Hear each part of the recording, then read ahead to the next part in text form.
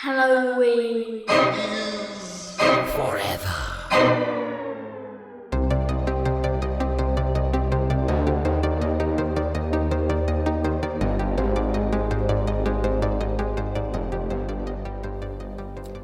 Welcome, folks. Welcome, Steven. How are you faring this fine evening?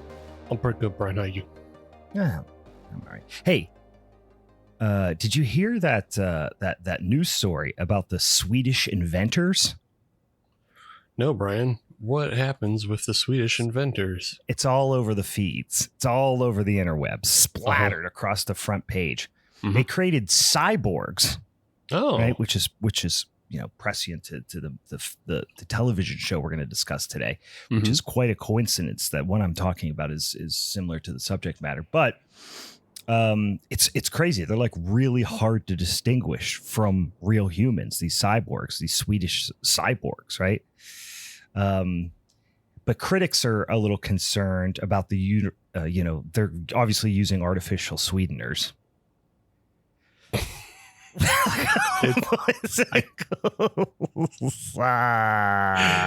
To a crazy, stupid Minisode of Halloween is Forever. I'm Brian. I'm Steve, and I want you to know that it didn't come through on my end completely. Like, okay. it could be fine in the edit, but just at that very moment, you lost a little bit of internet, so it came through as artificial sweetening, and it just got all garbled. I was like, I like great. that. I like Even that. the internet tried to kill that joke.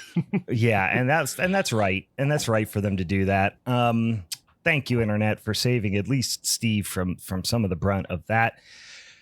A deafeningly stupid punchline, but it is obviously very relevant to the discussion we're going to have today. Because you know what, guys, we ain't going to talk about one of them old feature-length motion pictures. We're actually going to talk about a couple of episodes that dropped of a new TV series. We're going to be talking about Alien Earth. That just dropped over on the Hulu. So, any case, we got a couple things we got to do at the top of the show still. So, hold your horses a little bit. First of all, I will.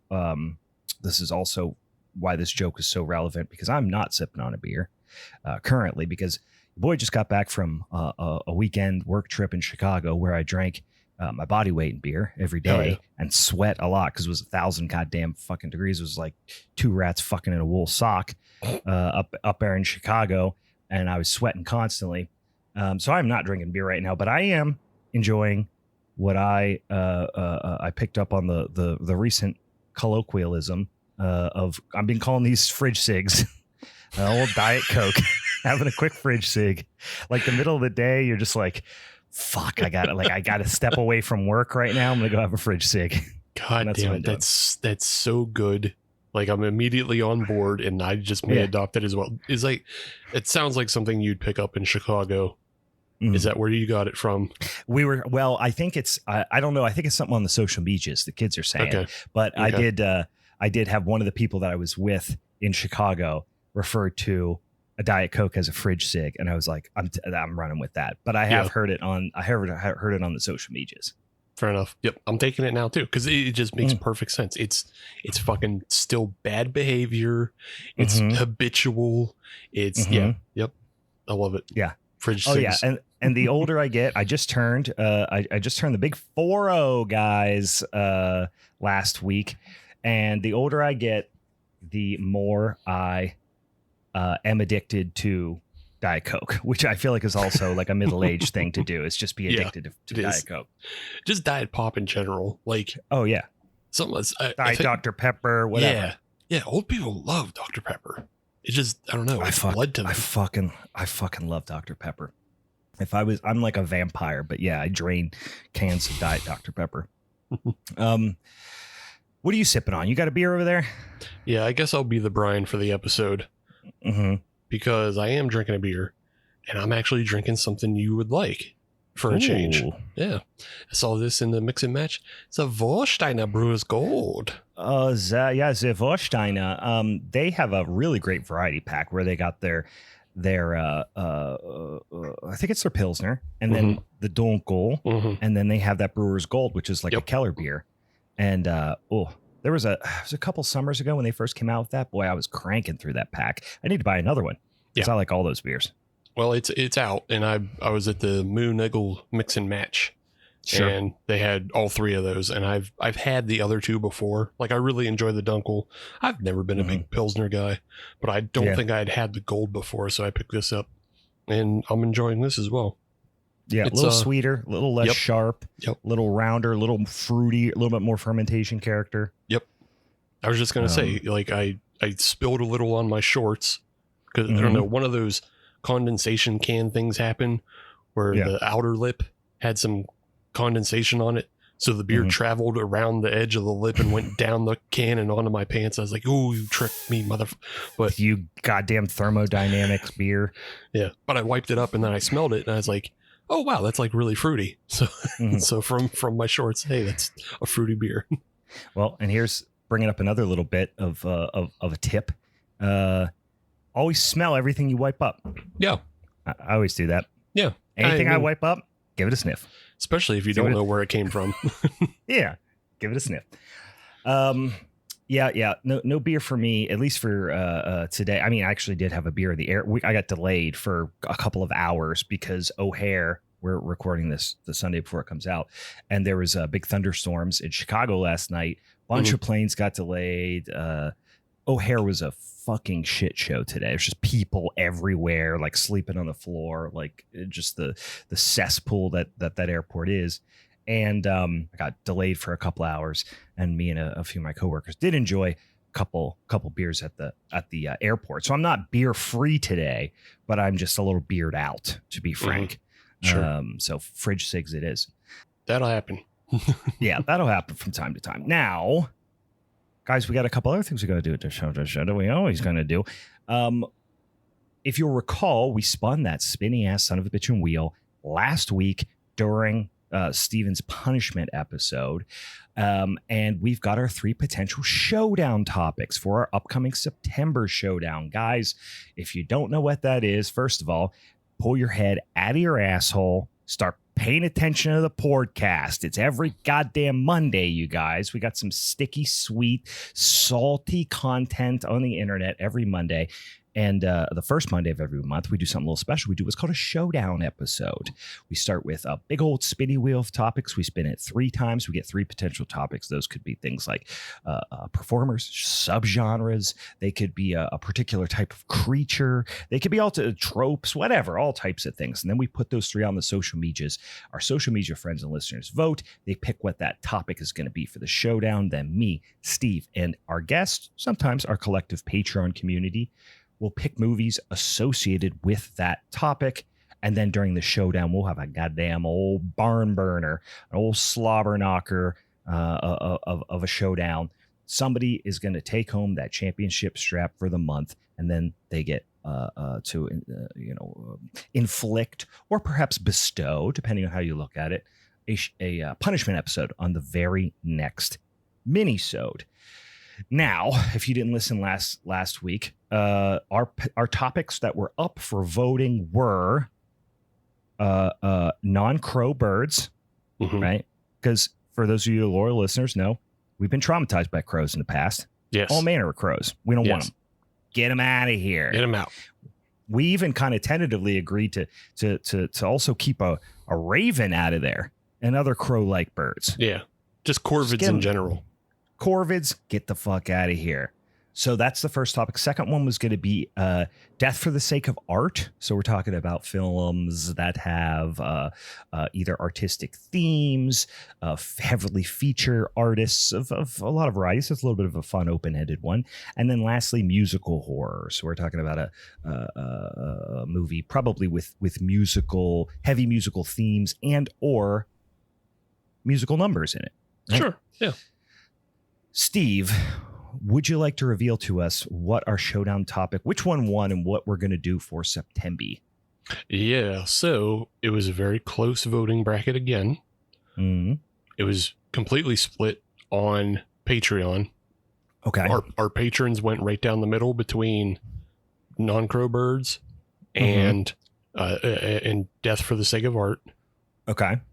Nobody wanted musicals, so not interested. not interested. But all the other platforms kind of went all over the place, except for musical horror again. Nobody wants musicals. That's interesting. This one has been up, and this is at least the second time. Might be the third, and that never wins. Yeah, they don't want it. Audience doesn't want it. Sorry, but it'll stay on the wheel until one day they do want it. Yeah. But by one vote. Oh no. Yeah. Death for the Sake of Art overcame Non-Crow Birds. Interesting. Okay. Very fun. One vote. My God. Can't get any closer than that, guys. We are going to do Death for the Sake of Art. That sounds fun. I've got a couple of movies I'm already thinking about. But we'll reveal in the coming weeks. I already see speculation in the chat here on the Discord that there might be some tampering of the votes. We'll investigate that. We'll get back to you. We'll get our individual, our independent investigators on that, and we'll get back to you. We'll investigate ourselves and let you know what we come up with. Yep. Hey, spoiler alert, guys. We're getting off scot-free. Ain't getting nothing about it, you rat fucks. Anyway. Indict this, and you can't see it, but I'm doing DX crotch chops. Yeah, indict this, you bitch. But we are going to tentatively, unless that independent investigation comes back and says otherwise, we are going to do Death for the Sake of Art. So we'll reveal that along with our guest scenario in the coming weeks. Now, I think I would prefer to reveal what we're doing for guests now, because I was thinking about it, and October, our patrons get no say in what goes up. Correct. And generally, they don't get much of a say through holiday programming either. They might get a little bit of a say during Christmas for our Secret Satan, because I think we did that last year, and we'll see if we do it again that way this year. But I'm thinking because of that, we'll make this episode a host versus patrons episode. I like that idea. That way they can start thinking now, and I'll put up a post on the Patreon so they can start suggesting their art themed films. I like that. Get it in. Okay. I like it. Well, speaking we got all this Patreon talk flying around here. Stephen, why don't you tell them at home what's going over on the Patreon, and if they want to get involved in that Patreon convo, how they might do a thing like that. So you go over to patreon.com/Halloween is forever. You log on, you pay us the $5 dues that we need every month to sustain ourselves. $5 dues. I crave the dollary dues. Give us the money. Need the money. I just got to slurp up those dollary dues. Yeah. Go on there, give us $5. You get a whole bunch of stuff. We got reviews and recos for films that are out, films that you may not have seen, films that are coming out. Who knows? It's whatever I'm watching and I decide I think is good enough to tell people about, or bad enough to warn people against. One of those things, one or the other. You get that. You get on the Discord like we've been talking about. You get extra votes in the show for the showdowns. You get to suggest movies for showdowns. You got a whole bunch of extra doodads. Sometimes I just post a weird thing every now and then just because. You get all that, and you get hours and hours and hours of exclusive extra podcasts, because we have 3 series up on the Patreon right now. One currently in progress is our 90s is Forever, where we talk about a bunch of bad comedy movies from the 90s, featuring some horror elements, whether it be a director or an actor, somebody you would recognize from the horror world takes a turn at comedy, and it doesn't work out. Well, and there's one variable there that's oftentimes intermixed, which is truckloads of cocaine. Yes. That does appear to also be a thread that we've discovered early on in this series. Not even early on, halfway through the series. Yeah. It does appear every movie we've watched has been influenced by cocaine in some way or another. It is the dying brain of a cocaine addict trying to squeeze out movies in the 90s. Yeah. Yeah. So we have that going. We have Family is Forever, which is our 10-part Fast and the Furious series. And we have Youth Group is Forever, which is our 10-part Christian horror film series, which is just all films that were made by Christians for Christians, trying to mimic horror movies, and they all stink on ice too. Yeah, and they're all like, "Don't you be gay? Don't you?" It's all the things you would expect. Don't be gay. Do not, and I repeat, do not masturbate. Don't be a woman. Don't be a lady. Yeah. Do not but also don't insult a lady. Also don't insult a lady, but don't be a lady. Yeah, but also don't be one. There's a lot of confusion there. There's a lot of confusion, as you might imagine. So that's a lot of fun. You'll get a whole bunch of hours of bonus content. You can go back and listen to it to your little heart's content. But you got to give us those dollary dues. You got to give us those yum yum, eat them up paper monies. Yum, yum, yum. All right. Anything else? Oh, and as always, if you've got suggestions, if you've got perhaps questions for us or something like that, slide on in to the DMs if you want to. Follow us on the social medias at Halloween is Forever. If you want to shoot us an old-fashioned email, you can do so at halloweenisforeverpod@gmail.com. We're getting close to the spooky season, guys, and if you write us a review and you on your podcatcher app of choice, give us the maximum amount of stars, write a review, and you send us a DM, I'll send you a little spooky little treat package in the mail. Just a couple little I got so many spooky little treats, and I just like to just sprinkle them out there in the earth whenever I can. All right. Anything else, Stephen, before we get into talking about Alien Earth? Just a quick reference back to last episode. We were joking about how there was a bit of that. We were watching the kung fu horror film Encounter of the Spooky Kind, and we were joking about how there was a character in that who yelled out his special attack move. It just kind of meant nothing.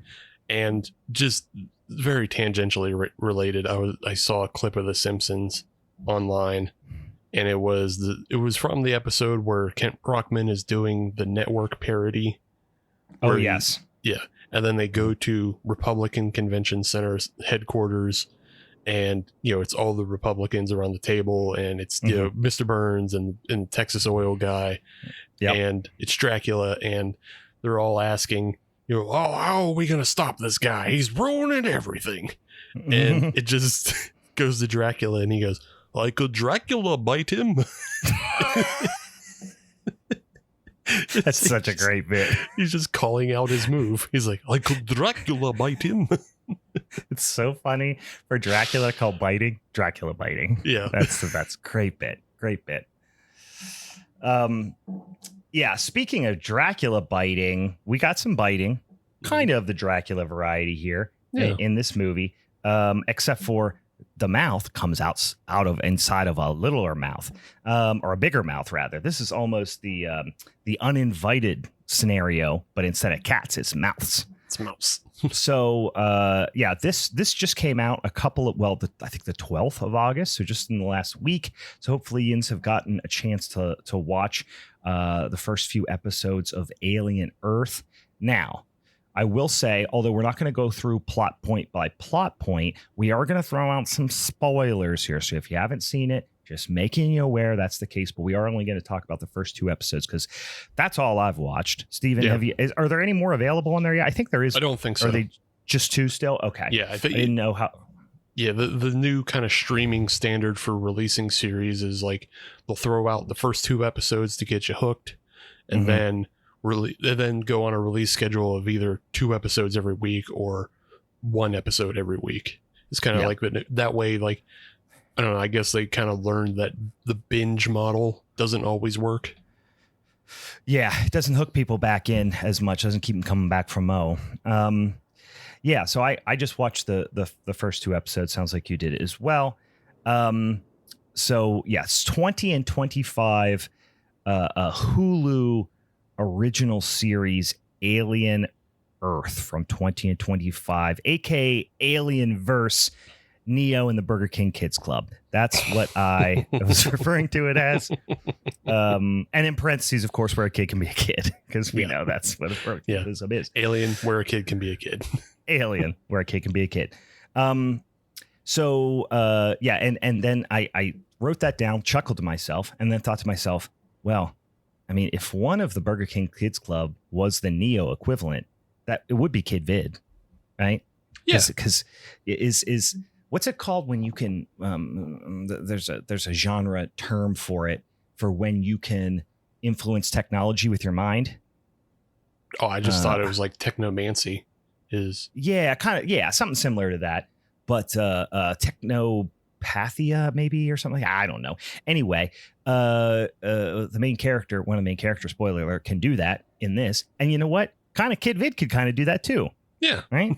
Yeah. Because he had those tech glasses. He was like the tech guy, and then he had like a tech thing on his hand or something. Don't sue us Nintendo Power Glove. Yes, please don't sue us, Nintendo.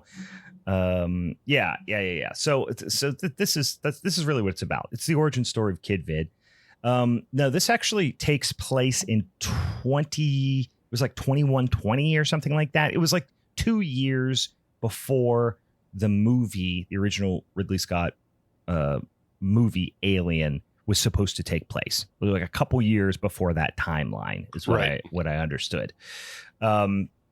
And the world is just run by a bunch, like a handful of corporations, right? And they're like respective paramilitary groups. There's very dystopian future, very speculative fiction. Not to say that that hasn't always been kind of baked into the Alien franchise, but especially in the first, both episodes, but especially in the first, we're getting a ton of that. We're seeing the like dramatic gap in wealth between like the ultra powerful and just like the average person, like, you know, living in one of the characters who appears to have like quite a, you know, fairly high profile job, is living in like a shared like apartment with other families and that sort of thing. So like capitalism has progressed to horrifying degrees, and we're all oh, go ahead. I was gonna say it really is like the setup to like a cyberpunk type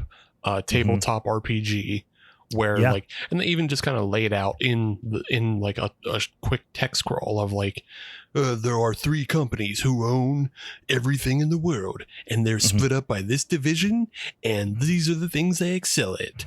So it's it's like Weyland-Yutani does the synthetics. I forget the name of the other company. Prodigy is the one that whatchamacallit, that the brother works for, that we'll get into. And they're the one Boy Genius owns. Yeah, and then there's the other one that does cyborgs. Yeah. Yeah, I forget what it's called. Yeah, Century or something. I don't remember. I don't remember that one. It didn't. I'm sure we'll learn more about it as the series goes on. But yeah, it's run by a handful of these ultra powerful corporations, and we're all familiar with Weyland-Yutani Corp, which of course was the owner of the ship from the initial Nostromo movie, the Nostromo, from the USS CS Nostromo or whatever, from the original film. And they were obviously employees of Weyland-Yutani. Now we're introduced to Prodigy, which is this like a rival corporation. We get introduced to this thing that was obviously also part of the original movie. We got introduced to synthetic humans in the original movie, but they actually have like a text scroll here that's like, everyone's either a human, a cyborg, a synthetic, or now we've got this concept of a hybrid, which is kind of what Prodigy is bringing to the forefront. Which I know that these are both Ridley Scott films, and like they tie together quite a bit. And I know there's a lot of like, although I'm not as I love the original Blade Runner, I'm not as huge of a fan of it, I think, probably as you are. I love the Alien franchise, but I mean, these are essentially replicants, right? that they're talking about. See, I thought like half human, half synthetic human. Isn't that what replicants were? No, I'm pretty sure replicants were AI based. So I thought they had some sort of human brain component or something. It's been too long since I've seen the movie. I don't think they did. Maybe they did, but I don't think they did. I think it was, like separately developed AI that just, like it became a sticking point of like, do these quote people deserve rights? Yeah. Is kind of the crux big theme. Of what's Blade it mean Runner. To be alive and all that stuff. Yeah. It's very I mean, this one even more so, which Blade Runner, I think, this does feel like that universe bleeding into the Alien universe a little bit more. But it's at least these first 2 episodes, especially the first one, it's very Philip K. Dick type of speculative fiction. Mm-hmm.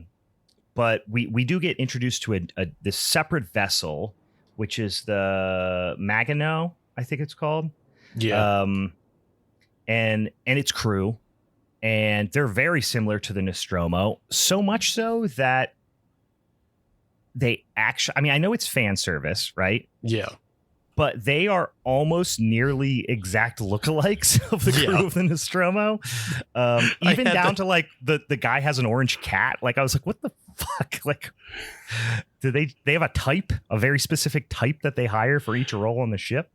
I mean, that was totally done on purpose. Cause like I had sure. I had it written in my notes. I was like, hold up. Like this one guy looks almost exactly like Dallas.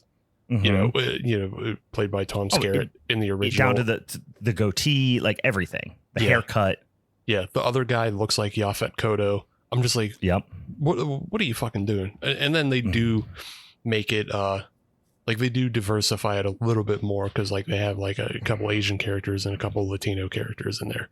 Yeah, that are like, it's like this. It's like the original because look, we have this guy who looks exactly like Yaphet Kotto, and we have this other guy who looks like Dallas, but there's no Sigourney Weaver, so don't worry about that. And then, all the lights and all the doodads and all that other shit looks the same too. So everything is the same. Like the hibernation pod things that they go into for like into stasis, exact same. The readouts on the ship, everything's the exact same. It looks like all the same technology. I'm fine with the idea. There has to be some fan service there. People love that, but like I thought this was a little heavy handed in my assessment. But even so much so that like we have the breakfast scene. Yeah, like we're sitting there smoking and do it like all the same things. It's almost like a shot for shot like remake to a certain extent with just slightly different characters. Yeah. I don't mind if you make the ship look the same, because it's going to be a spaceship that was built at the same time as the Nostromo and all that makes sense. But like all the other stuff of like making cast characters look the same and, not giving them too much and then like replaying, the eating scenes. And then I kind of liked that they had some of the original music stings in there as well. I kind of like that. That's the kind of stuff that feels, but that feels fair to do, to draw things back. But to do these like shot for shot stuff was weird for me. Yeah. Anyway, we do get introduced to and we'll talk. I guess we could talk a little bit about the cast here as well. By the way, the creator of this, so writer, director, Noah Hawley, I don't know him from anything except for the Fargo TV show. Have you seen anything else of his? Let's see. He was a writer creator of Legion, which was a show that was on FX, which it's loosely tied to X-Men. Like the show itself is loosely tied to X-Men, but there is like a real deeper connection if you go into the comic books, because Legion is, I think, is Charles Xavier's son, but they only kind of allude to that in the TV show. But that show overall is like one of the best superhero type things you could watch because it's so fucking wild. It's so weird. I don't know how much money they spent on it, but it's fucking crazy. And Aubrey Plaza's in it. Oh, hey, and sometimes she's naked in it. So there. Well, that is all the strikes you need to get Steven on board. Yep. I would check it out. I would check that out. I do remember them promoting it, but I did not watch it. Looks like most of his big credits are as TV writer, director. This though, Ridley Scott is involved. I don't know if he's a producer or what, but I know Ridley Scott is involved in this series. And this has been a long time coming, by the way. I know that. Haven't been following super closely, but I know that he is involved. We have Wendy, who we'll talk about, the name and the significance of that. It's pretty on the nose. They explain it pretty well in the episode. But Sydney Chandler plays Wendy. Alex Lothar plays Hermit, who's her brother. And then we've got a handful of other people. Babo Kise plays Morrow. Seems like he's going to be pretty big part of the series. Samuel Blanken plays Boy Cavalier, which is a wild name. And I don't know how I feel about that character. We'll talk about him in a second. And then we haven't really we've met them, but we haven't learned a ton about the other kind of characters alongside Wendy. So maybe we'll wait to talk about that. We have the hunk of all hunks, Timothy Oliphant playing Kirsch, who's Wendy's father, I guess. We don't know that whole scenario quite yet. Yeah, I think those are the big ones to call out. Sure. And then Essie Davis plays Wendy's dame, Wendy's mother. Again, but we don't know the exact relationship from a familial perspective quite yet. There's certainly some things that are to be revealed, I think. But Boy Cavalier, why is his first name Boy? Not sure. They refer to him as boy. Because he is why is his first name Boy? But anyway, they refer to him as the boy genius. And a couple things rub me the wrong way about him right off the bat. He's a very I wouldn't even say bombastic character. It's just fairly transparent character, at least early on. Like, know what you're getting with him. Yeah. He is and then right off the bat, another thing that rubbed me the wrong way, I was interested to see if you caught this, is he is the CEO of Prodigy, one of the 5, these corporations that essentially act as like giant governments, right? So there's only 5 of them that like rule not just the Earth, like the Moon and Mars and Venus, and they have like installations and different entities on all of these planets too. So they are like really the ruling class of like our solar system, I guess. He is like the boy genius who started Prodigy, and he's experimenting with this synthetic human technology. He is obviously super smart, but he's also very arrogant and very like very sensitive ego. He's very childlike. He's supposed to be like a, I think they said teenager. I don't know exactly they call him how the old he world's is. youngest trillionaire. Yeah. So this was the thing that bugged me about it right off the bat, is because they call him the world's youngest trillionaire. And then in a point, I want to say maybe in the second episode, he's talking to Wendy's mother, and he goes, well, he basically says something about the way that, the thing that people get wrong about trillionaires, but you look at his mouth and he clearly said billionaire, and they dubbed trillionaire over, and they make it abundantly clear that trillionaire was dubbed in instead of billionaire. And it was very clear that the script said billionaire. Yeah. And then whoever gave them the note that's like, hey, we're Hulu. We got a lot of billionaires involved. You know what I mean? Like, right. Maybe we shouldn't talk shit on our billionaire bosses. Call it trillionaires, because that's really scary and won't alienate our current ruling class of billionaires. Of billionaires. I think it's also just probably as simple as they probably saw like a recent report that says somebody claimed that Elon Musk is going to be the world's first trillionaire. Right. Sure. And so they saw that and they said, oh my God, billionaires are going to be so passe because this idiot that we know who's alive right now is going to be a trillionaire. So we have to make him a trillionaire, but also like the youngest one to make it, to imply there's a whole bunch of trillionaires. It's like X-Pac was the youngest intercontinental champion, but there's been a whole bunch. Yeah. Well, here's the thing. I'm going to remain very cynical about this, because they made the edit extremely obvious, which makes me think that the filmmakers did not want to make the edit and made it begrudgingly. And I like to believe that's what happened. They got a note from the studio. And they were like, all right, dickhead, we'll do it, but we're going to make it look like very obvious that we had to do this. Anyway, so that's him, right? So we're bouncing around between him. We're getting introduced to, what was Wendy's name before she became Wendy? Suffice to say, this little girl who's obviously undergoing chemo, like she doesn't have any hair, or very, very little hair. They're talking about how she's sick. She's in essentially like a hospital gown. They're really hammering home the idea that she's sick. And they're talking about how they have this treatment that's going to save her because otherwise she's going to die. So we're bouncing between that story and what's happening on the phone Nostromo, whatever the hell it's called. I already forgot the name. Maginot. The Maginot.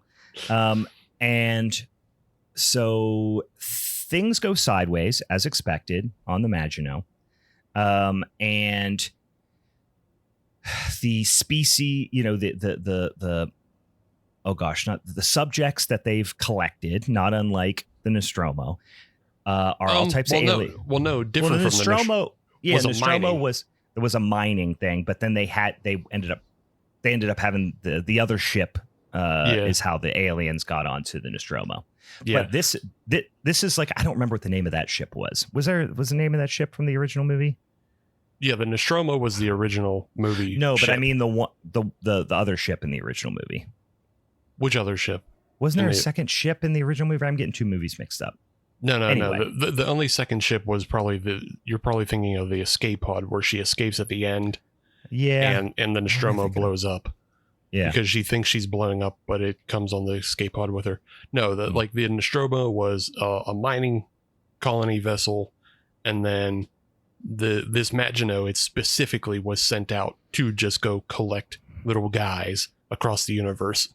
Yeah, little ghoulies from the universe. So they've got all types of wacky shit.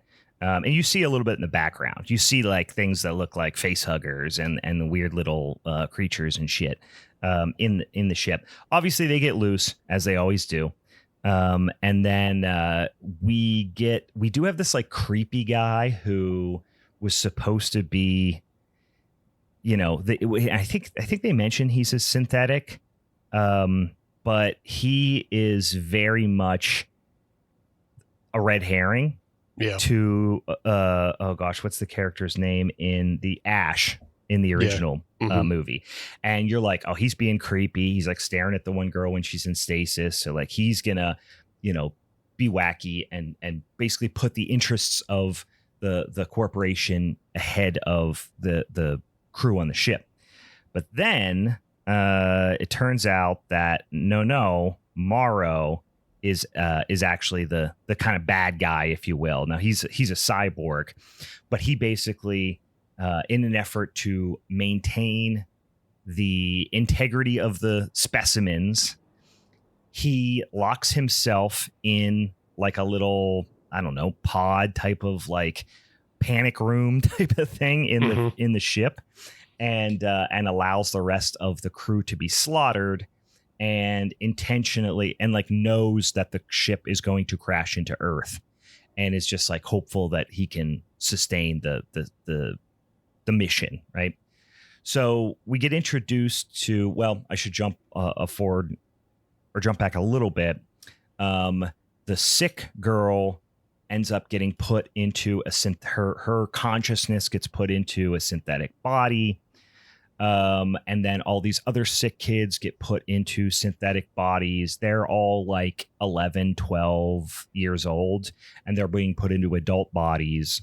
And there's this big analogy, and not even an analogy. I mean, it's a straight up reference where the, Boy Cavalier just kind of refers to Neverland as like his little island where he's doing these experiments. And, obviously she chooses the name Wendy when she gets put into her new body. and then all the rest of the kids are like her lost boys, right? Yeah. So he's like Peter Pan, she's Wendy, and they're the lost boys, right? We get it. And they lay into this. They lay into this a lot. I mean, literally at one point he's like reading a passage out of Peter Pan. Yeah, he's reading a passage from Peter Pan when she first gets the procedure done. He's like, "Let me show you a magic trick," and like the machine that she's gonna lay on, like has like one of those big screens up top, and it's just a big TV screen that turns into showing Peter Pan. That's not really a magic trick. No, nope, you turn the TV on. Yeah, you turn TV on. You switched from HDMI 1 to HDMI 2. What are you talking about, bud? Yeah. This character, like I said, I don't, we'll see. I mean, it's only 2 episodes in. I'm going to continue to watch it, but I don't know. He's just giving me hemorrhoids early on. And really this stuff is pretty light. The decision that he makes later is completely asinine. That really kind of knocked me out of things a little bit in the second episode. But we do learn that a little bit about Wendy's background. She had a brother. The brother is now a medic in the military, but it's Prodigy's specific like private military. Because like I said, all these corporations have their own like paramilitary forces. So he has and he's wants out of it. He wants to go to medical school, but he's under contract. And, in this weird dystopian future where these corporations control everybody's life, like he can't get out of this contract. So he's got to remain on, Prodigy's military, essentially, for the time being. So the next the big inciting incident happened, which is going to happen, is the ship crashes into Earth. Crashes right into this big like Prodigy controlled settlement metro area. Right? Yeah, it crashes in the Mega City 1. From Dread. They have giant towers built up in Thailand where like you have people of all classes going up and down through these towers, and there's like malls inside the towers, and so it's Mega City 1. Crashes this giant, enormous ship into it that's like, almost the size of this mega tower, crashes right through it, becomes very unstable, mass casualties, all this stuff. Wendy, who has been watching her brother through because they gave her access to like watch him. She's been like watching his life and all this sorts of stuff. We learn that she can kind of like hack into Prodigy's systems, just like telepathically. Technomancery. So her technomancery comes into play, and her brother and all of his like unit get sent in to control the environment, try to like save as many victims as they can, and basically figure out what's in that, right? It's kind of I guess set up as a rescue mission, but in the eyes of Boy Cavalier, it's basically, oh, this is a Weyland-Yutani ship. I want to know what's in that, and I want to steal whatever technology or whatever was in there. Right, which is why all of his forces are going in with guns. Yeah. Like in a medical emergency, who the fuck shows up with a bunch of rifles? Yeah, who sends in the the space commandos when you're basically 9/11 happens and you send in the space marines with their guns drawn, go shoot the plane. Yeah, we'll teach that plane a lesson. So pretty honestly, up at this point, they're going through. It's very haunted housey. They're hearing noises. They're just making their way through this building for a long time, and frankly at this point, this is still the first episode, I was getting a little tiny bit bored. At this point, there's just a lot of like them walking through this environment. There's some couple really cool set pieces, but it went on for a while, this part of the story, while we were learning everything about the the synthetics and Peter Pan and Wendy and the Lost Boys and all this shit. Yeah, I think that's why they do that 2-episode release nowadays, because there is so much setup in this first episode to get all the pieces in the same place because you have to get Wendy off the island, you have to get Hermit into the building, and you have to get the fucking Maginot into the building. So yeah, and then you have to get the alien off the Maginot into the building. So it's like, yeah, just crash all this shit together.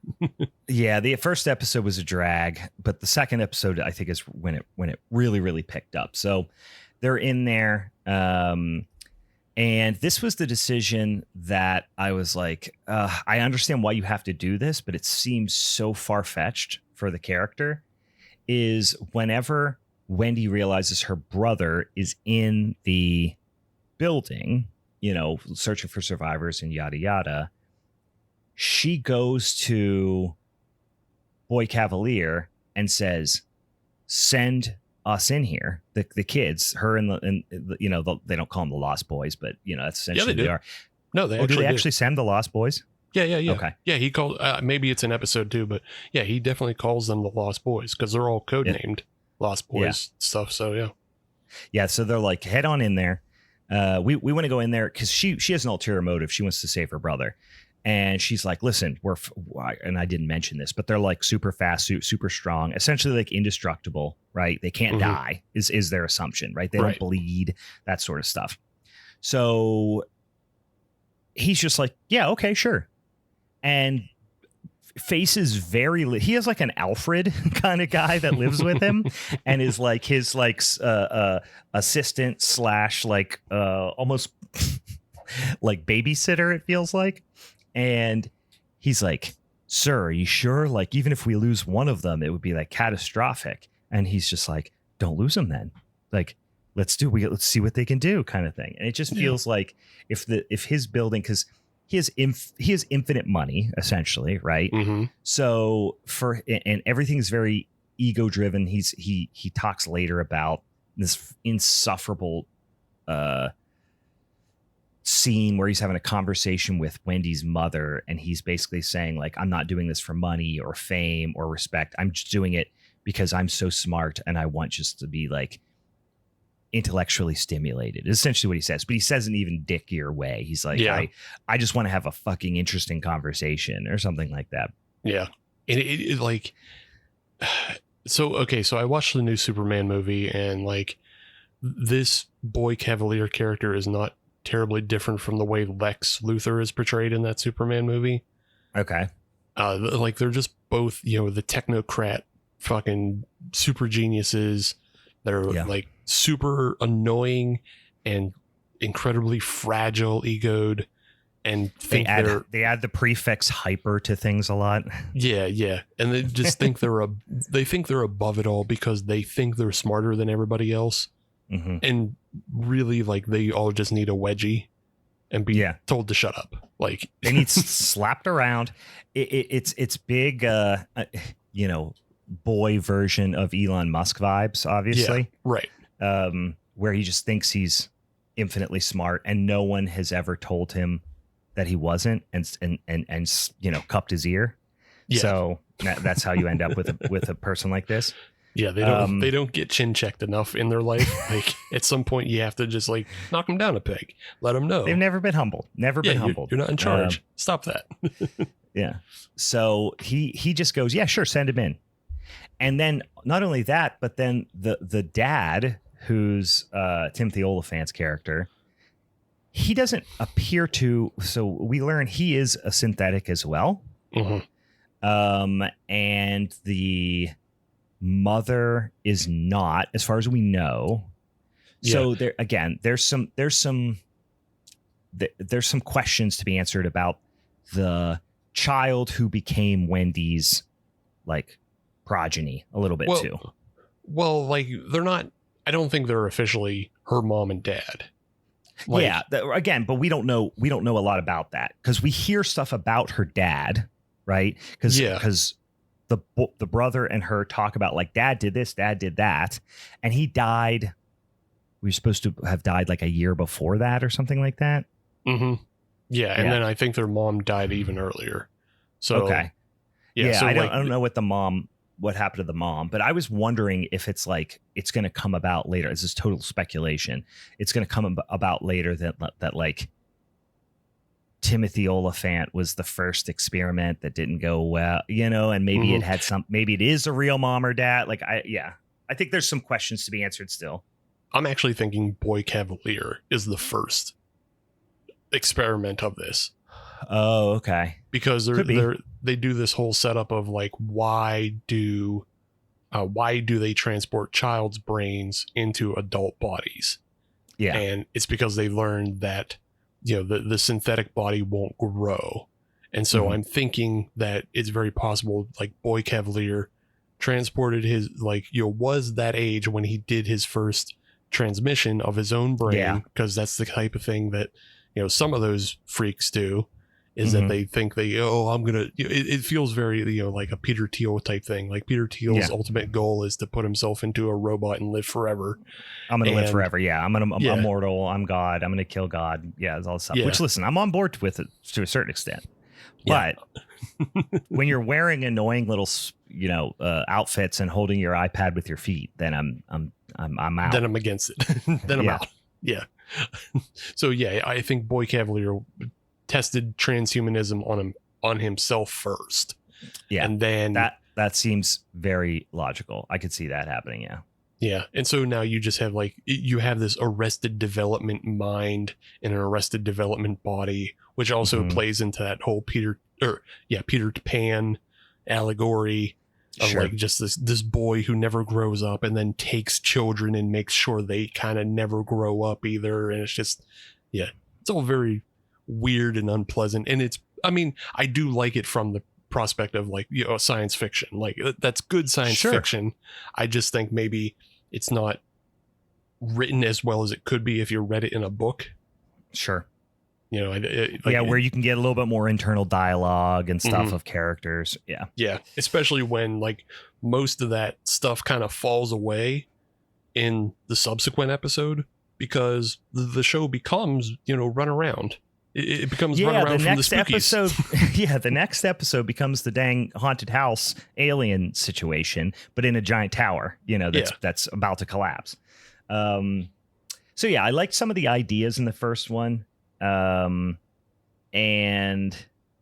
we'll talk about it a little bit, I guess, when we wrap it up, but like, I like some of the ideas in the first one, but it felt very like Black Mirror-y in the sense that it was like interesting in an existentially depressing sort of way, I guess. And then the second episode was just like wacky hijinks fun, Yeah.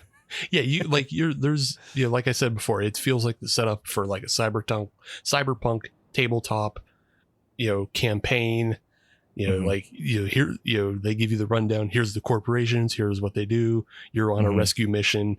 Here's all your friends that you met at the tavern, which is actually an island where you transport your brains into the infinite strength robots. And then you all have special powers. So it feels like a very setup like that. And I like it. And like, there's a lot of good science fiction to it, but because it boils down to running away from various little guys and ultra gore, episodes 1 and 2 don't line up. And I don't know where episode 3 is going to fall in that spectrum. That's a great question. I have no idea. I'm hoping it goes full Lovecraftian and we go into like, eventually by the end, it's like, we get into obviously like Prometheus territory, but then it turns out it's like the blind idiot god Azathoth. He wakes up and just our existence ceases to exist, and that's how the series ends. I just want the little eye guy to team up with the xenomorph, and I want them to be friends. I want eye guy and xenomorph to be friends. Well, it's just to talk about that. This is super fun because it really, like I said, it's been kind of plodding along, a lot of setup, which you're going to expect, but then, and everything's feeling like pretty predictable a little bit. And then all of a sudden, dang, butchered up mutant cat eyeball octopus monster. And I'm like, hell yeah, dude. That's what I needed. I've enjoyed this, but it's getting a little slow. Give me mutant cat, eyeball octopus monster. Where an eyeball falls out of a cat's, mangled cat. The cat's like, rah, rah, rah. Eyeball falls out, grows damn octopus legs, starts jumping around the room, grabbing on the shit. Yeah. I love it. Yeah. And then another fun, a little heavy handed, but it was fun, is they're going around the building. It's the brother Hermit and one of the space marines, and they're up on like the top penthouse floors kind of the building, and they're trying to get people to evacuate, and they knock on this door, and this guy comes to the door, and he's in full like French aristocrat, powdered wig, makeup, dandy outfit. Yeah. And they're like, what are you doing? Like, the building's about to collapse, and they don't even believe it because they're so insulated from the outside world that they don't even believe what's happening. And they're like, I wrote down the line. He goes, "We're having a date. What are you talking about?" He's like, "You got to get out here. The building's about to collapse." And he says, like, the boy genius would have told us if that was what was happening. And he's like, "No, you need to get out of here, assholes." And he goes, "We're having a dinner party. The Caspians are here." That was a fun line. It was so good. Like, yeah. Of course, people in the future, like rich people in the future, would have, these French, aristocracy type, mimicking parties. Yeah. And it's very funny. So yeah. And then of course, oh, go ahead. I was just gonna say, I think that's one of like Noah Hawley's like strengths is he does like comedy and black comedy really well. Like, again, Legion is a really good show, which if I can just prod you a little bit more to maybe watch that show, it stars Dan Stevens. Okay. In the lead role. Hamish Linklater is in there from Midnight Mass. Oh yes, he's wonderful. Yeah. Jermaine Clement is in there. I like all these people. Yeah, it's a very good show. Okay. All right, fine. I like all these people. Go back and check out Legion if you haven't. It's better than yes, it is tied to the X-Men, but it's not a superhero project. Listen, it's a fucking I was a diehard X-Men animated series was my shit when I was a kid. I love X-Men comics, and then every single X-Men movie just made me like the X-Men less. I feel like I didn't like any of them. You can watch this show without knowing anything about the X-Men because it just takes those like outside kind of outcast characters. Oh yeah, I forgot. It totally has Amber Midthunder, who was in the Prey movie. Oh yeah, okay. Yeah, she's in it, and she has a cool character where she exists as like two people at once. So Is Nightcrawler in it? No. That's the thing. I think there's nothing recognizable unless you Gambit in it. No, there's no Gambit. There's no Gambit. All right. No, I'll listen. I'll check it out. I need some excuses as to why I have a Hulu subscription. So sure, because there's so few things I watch on Hulu, which I think I've come to the conclusion. Like I ups and downs in the first two episodes, but I'm going to continue to watch this series. Yeah. Also, the Fargo show is really good too. If you've never seen it. Yeah, I have Fargo. Okay. The Fargo TV show is fantastic. Okay. So this is where we get a lot of xenomorphs jumping around, CGI as you expect. It's a damn giant dick-headed alien running around. Not, I mean, it is a dickhead in the sense that it's mean, but it also has like a dick for a head. Very phallic looking creature. If you're not familiar. But one thing that I saw in this one, because, I'm more of a fan of the original movies where it's like a guy in a suit, right? Or it's popping out, just, you can just see in the head or the claw or its little second mouth or something like this. This, we're getting a lot of very dynamic, slow-mo shots of the alien jumping around and prancing from thing to thing and jumping. And I just imagined for the first time ever, the xenomorph yelling parkour every time he attacks, every time he like jumps from one thing to the other. There is a lot of that. There's also like a lot of Alien 3 vision, where like Alien 3, you've had the POV of the alien running through corridors and stuff. They do have some practical suit stuff in there that I think is very good. Most of it is relegated to like the background movement of, like the alien is trying to blend into something. They do a lot of that, which is a hallmark. And then it comes down. Yeah. Which, I mean, it works sometimes. There was one time you saw its tail move first. I was like, oh, he's back there. But then like he fully came into view and I was like, no, but I already saw you. You don't have the surprise. No, we see you. Yeah. The KY jelly budget was still pretty high on the set. Yeah. Not as high as the original, not as high as the original movie, but yeah. So we talked about some of the fan service they play, which was kind of an up and down thing for me. It's like, we all have AI brains, but also the ships are still running like MS-DOS. Like, I get it that they're trying to make it look like a late 70s movie, and that's what they thought it would look like in the future, but that doesn't, so they don't.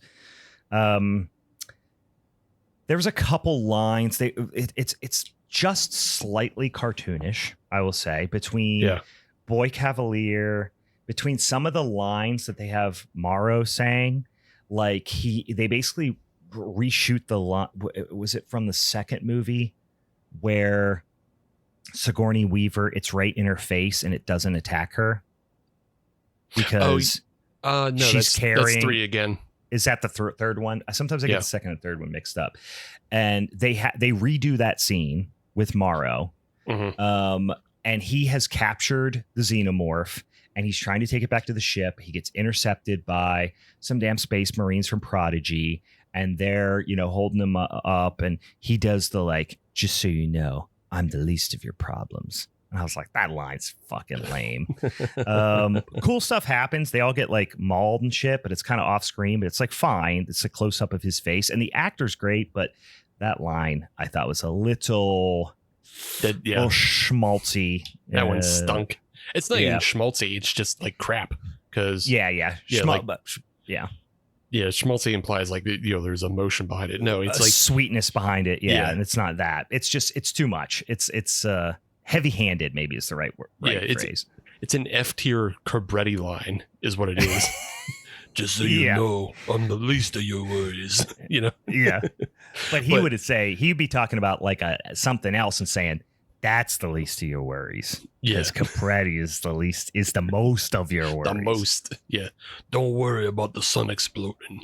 That's the least of your worries. I'm your problem. I'm your problem. This is your biggest problem, and this is your second biggest problem. He's holding up his fists. The one thing I will say that I liked is I was worried that they were going to drag on the sibling secret forever. And they don't. That was so funny. They just get it out in the open. And I was like, oh, I like that. Because they finally go and find him. Wendy goes and finds her brother, and she's with, one of the Lost Boys. And she doesn't want to say, but she's very childlike. And we should mention her performance a little bit. I'm not sold on it completely yet, but I think early on it's been great. But I think it will evolve in an even better way, because her thing right now is she's really trying to show she's an adult, right? She's got like super strength, super fast, all these things, but she does a lot with her eyes, always really wide-eyed and curious and full of wonder, like an 11-year-old would be. She obviously talks, and her mannerisms, like when she's sitting in a chair and they're talking about something serious, she's just kind of like has that nervous energy that an 11-year-old would have, right? And I think that's all great, but if that doesn't evolve fairly quickly, I'm going to get really annoyed with it. All of the kids are doing it a lot. Yeah. I mean, it's funny because like in some of their like rest scenes, they have, that kind of kid energy where they're all just kind of having a sleepover, and that's fine. I think they did build something into the exposition that sounded like their brains are supposed to evolve faster. Yeah. And I think because I remember that they're trying to dodge, the weirdness of putting a child's brain into an adult's body.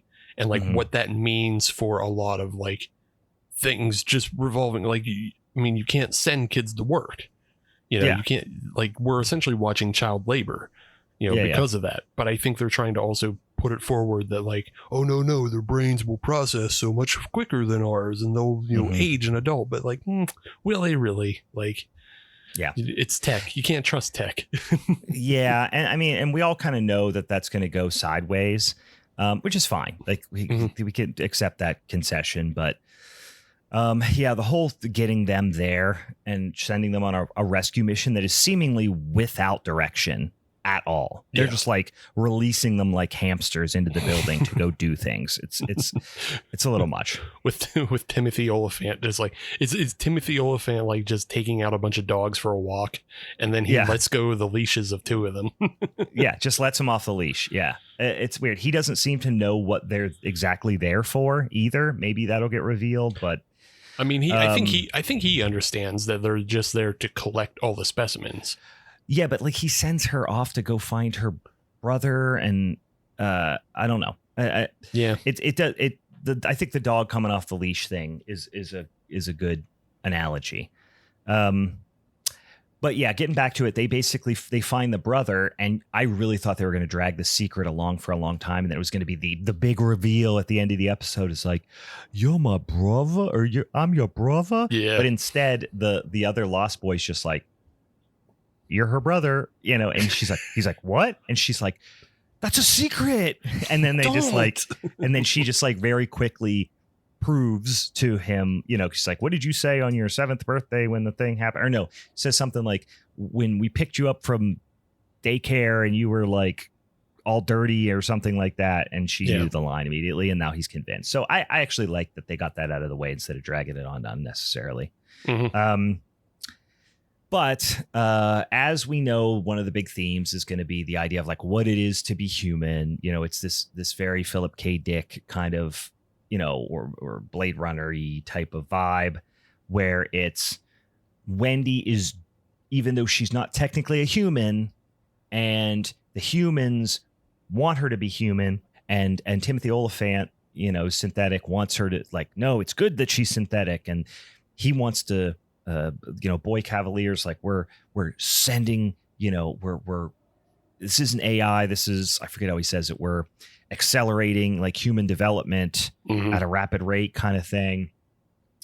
She still is holding on to some degree of humanity, because not only does she still feel this connection with her brother, but then she puts herself in harm's way at the end, because once they link up, they roll in and find all the eggs, little egg pods, and a dang, parkour xenomorph jumps in, grabs his ass, and she's just like, stay here, to the one Lost Boy, stay here with the eggs, and just launches herself down, the shaft of into nothingness to find her, to save her brother. So she's doing something very, human in that sense, putting herself in danger to help her brother.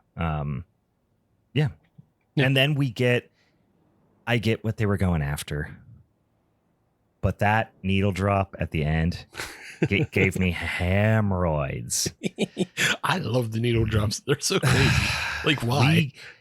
We get, and this is how on the nose, like the song lyrics are. I don't know this song, but as soon as I heard that like industrial rock guitar riff, I was like, is this fucking Tool? Yeah, it's Tool. And then I looked it up, and it's fucking Tool. Yeah, it's fucking Tool. And like, I love the Alien franchise, but especially like the first 2 movies, and the third one a little bit less, whatever. And I haven't even seen all of them, but like, I'm a big fan of the first 2 movies. And there is a Venn diagram that is fans of this franchise and fans of Tool. Yeah. And that Venn diagram is very nearly one circle. Yes. But I am one of the people that are out in that outlier where I love the movies, but I don't necessarily love Tool. And I feel like I am very much in the minority. Yeah, because also added to that Venn diagram is another circle that includes all 3 of them. And that third circle is H.R. Geiger fans. And of course. Yeah. But like the outside of that circle is a lot bigger, because there's a lot more people who just like his artwork and not all this other dumb shit. Sure. But you have the kind of that perfect circle. Oh, that's a good. You shut your goddamn mouth. Did you catch the other? Did you catch the other needle drop though? That's the only one I wrote down. No, I don't remember. Oh, okay.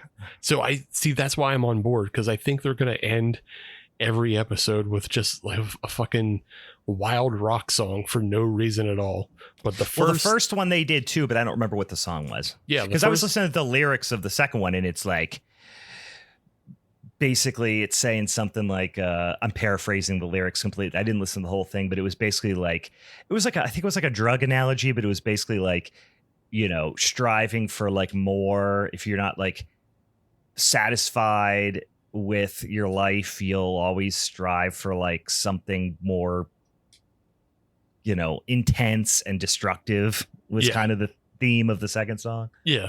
So the first song does the same thing, and it's very similar. The first song is Mob Rules by Black Sabbath from the Dio days.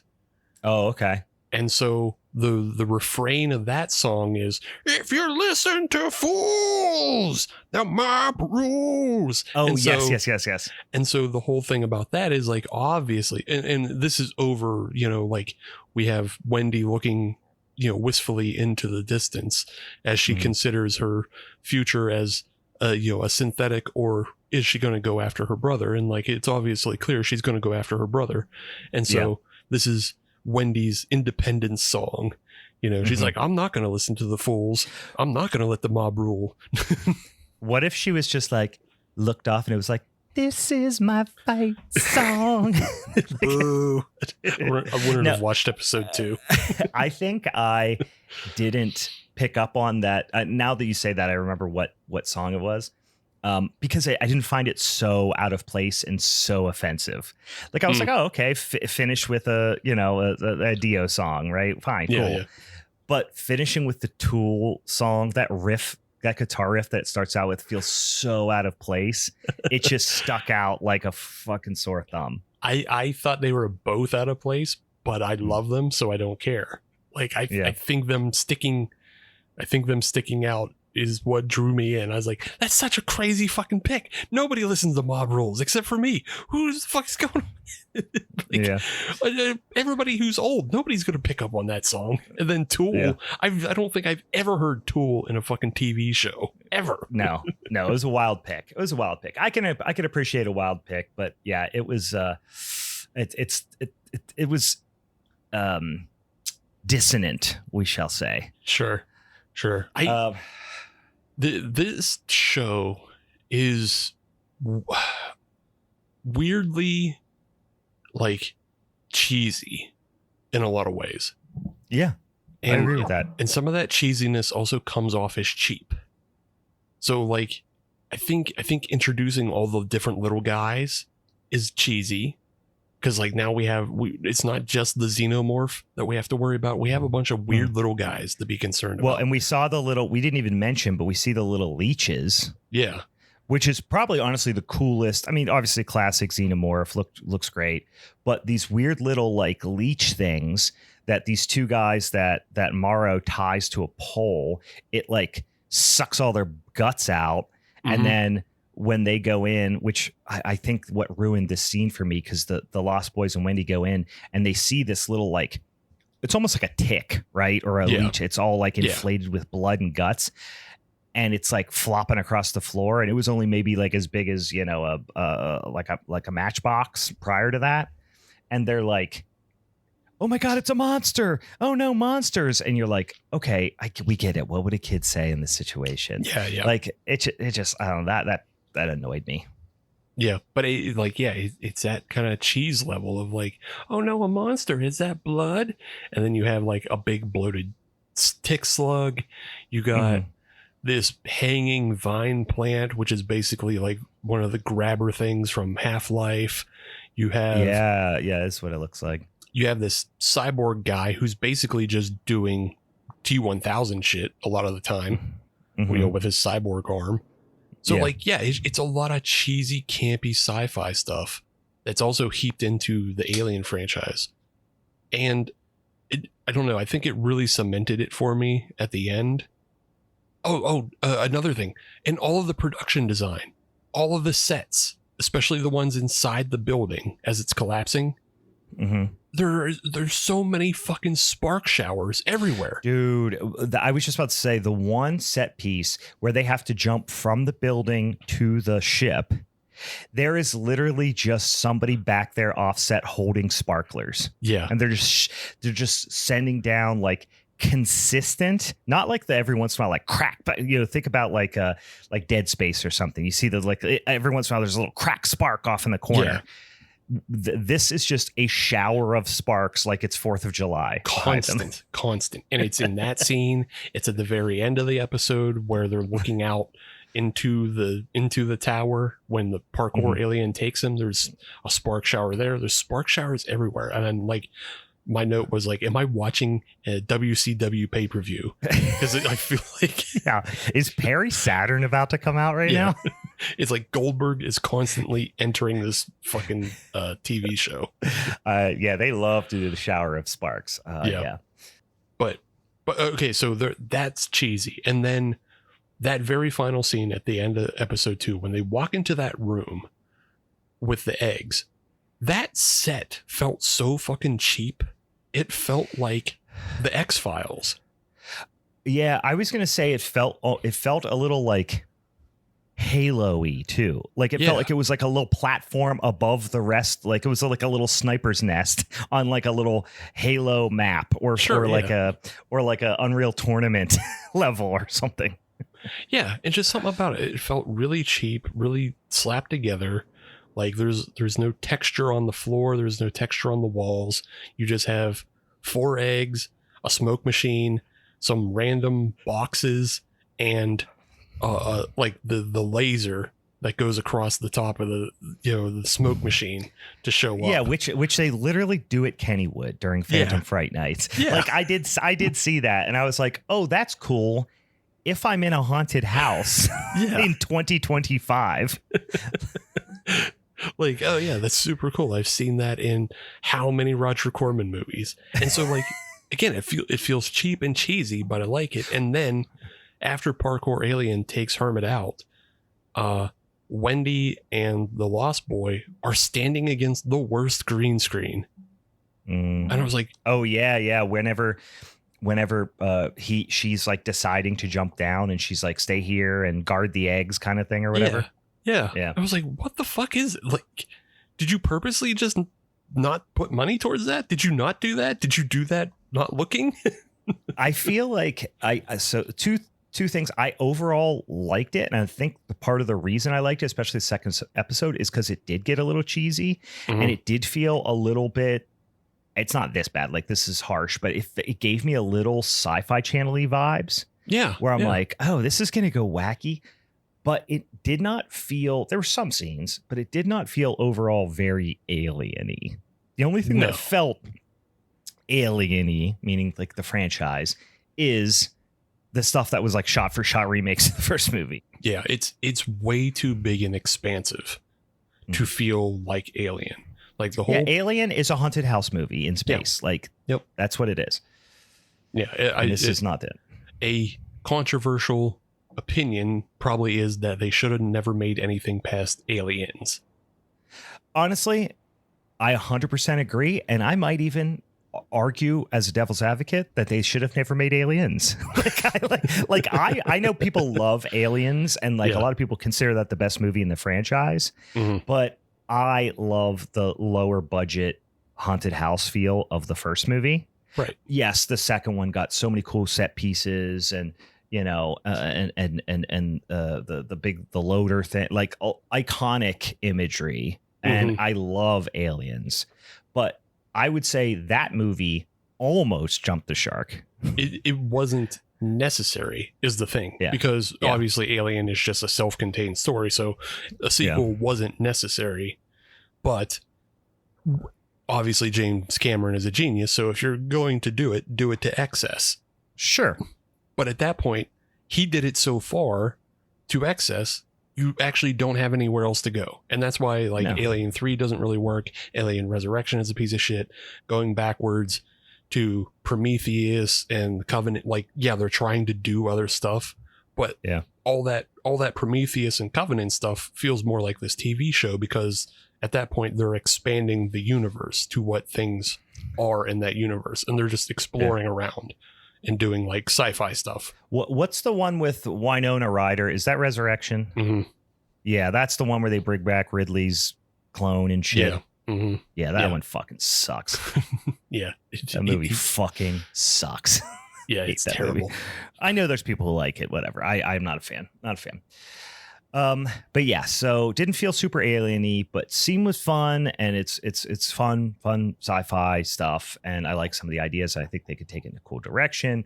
And so far, with the exception maybe of some early stuff, there's a couple performances that I'm unsure of, but I'm hoping they develop once they get past the like, okay, we got the groundwork set up here. So yeah, I hope a Predator shows up.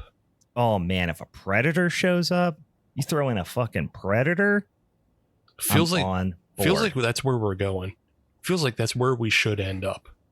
Well, or throw some more, like, because I know I love fan theories and shit like that, right? And I know that in some of the alien stuff in the past, they have alluded to this is the same universe as Blade Runner. Oh, yeah, okay. Like in really obscure stuff, like, and I would never have known this unless I watched a YouTube video about it. But it was like, in the 30th anniversary edition of Alien, they said that Dallas used to work for, what's the name of the corporation in Blade Runner? It starts with like an L, doesn't it? Oh, Leland. The Tyrell Corporation. Tyrell Corporation. That's right. I was off. Yes, they say like in the special features, there's like a little biography of the characters, and they say that Dallas used to work for the Tyrell Corporation, and then they say something about like how Weyland-Yutani, like Tyrell, Professor Tyrell or whatever, was like his mentor.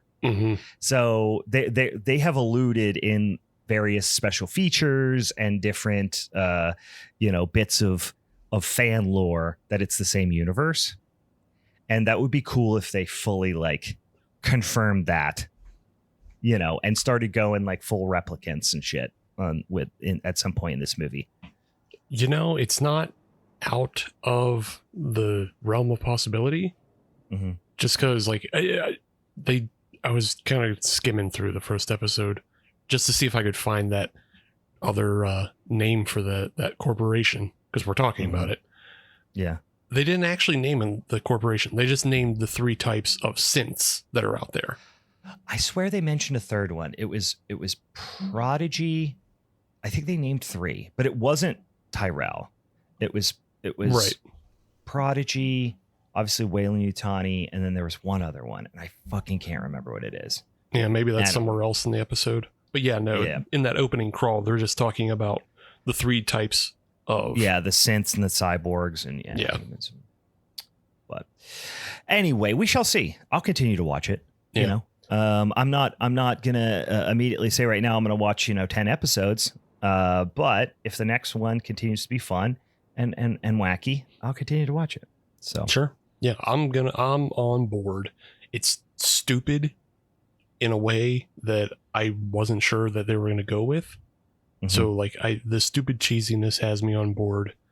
I don't love Boy Cavalier. That's a bad character. It's a bad character, and it's an overdone character at this point, because feels like a video gamey villain at this point. Yeah, we're just doing Elon Musk over and over and over again. It's like, we get it. We hate him. He's a you're ratty. You look like a rat teenager. Yeah. I hope he goes crazy wacky and like gives himself fucking, crazy octopus arms or something. That'd be sick. Yeah, sure. I'm fine with that. If he just turns into a super soldier robot to come and fight the xenomorph. What if he turns into a predator? Sure, why not? Turn his ass into a predator. I don't know. I think bringing kids to an island and putting their brains in adult bodies is already a type of predator. That's true. He's already going down the predator rabbit hole. Yeah. All right. Well, that's it. Talking about the first 2 episodes of Alien Earth. Go check it out on the Hulus if you feel like it. And also, do not forget coming up here pretty damn quick. We're going to be getting into September, and it's getting spookier and spookier. So if you have Halloween movies that you want us to add to the Halloween, if you will, throw them our way. They might be on there. If they're not, we'll add them. If you have other things you want us to talk about around Halloween, we usually do some unconventional episodes there. That's always fun. And of course, if you have movies that are fall under the category, the Showdown episode for September, and might fall into the death for the sake of art theme, artsy fartsy horror movies. Now, not movies that people make that are artsy, but have art themes associated with them, or perhaps some of the characters in there are artists or something like that. Send them our way on the social medias, or send us an email or that sort of thing. And then if you want to be involved with selecting the movie, and maybe we might pick your movie for the Patreon choice for September, then you got to go over to patreon.com/Halloween's Forever and sign up over there. Anything else, Stephen, before we wrap up this sumbitchin' minisode? Yeah, I got one character in this show that I'm super interested in. Oh. What's that 12 Monkeys guy doing? Wait, who? The 12 Monkeys guy. There are 2 scenes in the first one in the first episode, one in the second episode. They're going down a hallway in the Neverland compound. Yeah. And there is a guy in a full Tox Rad like leather, or like, but it's like rubber. It's a rubber suit, and he has like a contained breathing apparatus. Oh yeah, yeah. And it's super out of place, and he's just spraying a wall, and you can hear like some sort of monster noises sometimes. What's that guy up to? Something about like he was keeping the moist. He was like adding moisture to the environment or something. Maybe. But what's I that thought guy? He was doing something. Yeah, I don't know. I feel like they just quickly hinted at it, but I don't think it was explained. But yeah, who knows? Who knows? He just looks like one of the guys in 12 Monkeys. The way they all had to wear suits to protect against the virus, but it's like a jank suit. Maybe, just maybe, he takes it off. It's Kid Vid under there. Ooh. It's Kid Vid of Burger King Kids Club fame. All right, we shall see. Thanks for joining us. And as always, for the Halloween is Forever crew, I'm Brian. And I'm Wheels. I'm Snaps. Bye. What was the other one? Who else were we forgetting? Wheels, Wheelchair Boomer. Kid. Snaps, Boomer was the jock. Who was the little dorky kid with the crazy hair? IQ. IQ. No, not IQ. That was a terrible name.